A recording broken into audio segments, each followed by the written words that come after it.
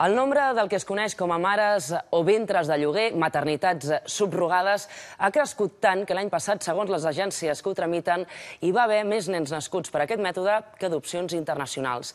Que una altra dona gesti el fill d'una parella a canvi de diners no és legal a Espanya. Per tant, aquestes maternitats subrogades es fan a l'estranger. I aquí s'obre un debat ètic sobre si tot el que volem i podem pagar s'ha de poder comprar. Ningún tratamiento de reproducción asistida me servía porque lo que no tengo yo es útero. Y bueno, la adopción siempre fue como la única opción hasta que nos encontramos con la gestación subrogada, que fue como un regalo, entre comillas, ¿no? Cuando no sabíamos que existía y cuando nos encontramos con ella fue nuestra solución. O sea, tener la posibilidad de tener un hijo genéticamente nuestro. El Ramon i la Carla van tenir el seu fill per gestació subrogada, conegut també com un embaràs amb un ventre de lloguer. Cap país europeu permet aquest tipus de gestació i van haver d'anar als Estats Units, on aquest mètode sí que és legal i pot arribar a costar uns 120.000 euros. Aquest cap de setmana, Barcelona ha acollit una trobada de famílies que han tingut fills per subrogació, aprofitant que es feia la Fira de Reproducció Assistida in vitro, on la majoria d'expositors publicitaven aquest mètode per tenir fills. El debat sobre si aquí caldria regular-ho obre també el debat ètic sobre si tot es pot comercialitzar. En el momento actual hay una confusión entre el deseo y el derecho. Estamos acostumbrados a tal cosa quiero, si la puedo pagar, la tengo. Y bueno, realmente yo creo que como sociedad tenemos que plantearnos si todas las cosas deben estar en el mercado. Nosotros, por ejemplo, no permitimos que la gente venda sus órganos. Sabemos que hay mercado negro, claro que lo sabemos, pero en España no se hace. Entonces, bueno, el tema de la gestación por sustitución pues és una venta més. Però aquest mètode de reproducció no para de créixer.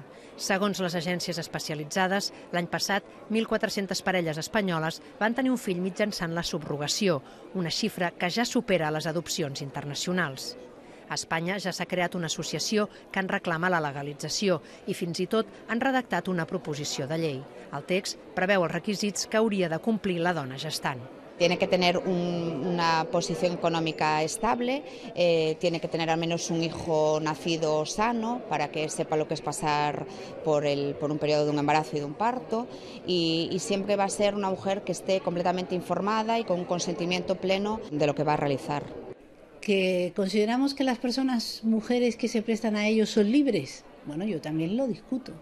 Las mujeres que gestan suelen ser mujeres en condiciones de vulnerabilidad. Es decir, lo estamos viendo en montones de lugares. ¿Que hay excepciones en que puedes asegurar la gratuïtat? Bueno, pues entonces quizás podemos hacer excepciones.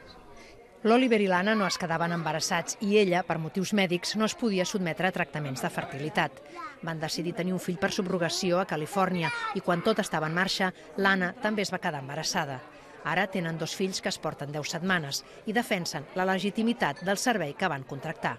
El motivo de elegir Estados Unidos para mí fue un poco esto, porque yo no quería abusar de ninguna mujer en situaciones dramáticas. Entonces también descartamos de entrada hacerlo en Tailandia o en India o en Ucrania. Yo no sé si existen países en los que se exploten a las mujeres, pero sí existen. Lo que conseguiríamos regulándolo en España sería que ni los españoles pudieran salir a explotar a esas mujeres y que no se diera esta situación que puede darse en estas mujeres. Des del 2010, els nens nascuts a l'estranger per gestació subrogada es poden inscriure com a espanyols al registre civil, sempre que ho determini una resolució judicial.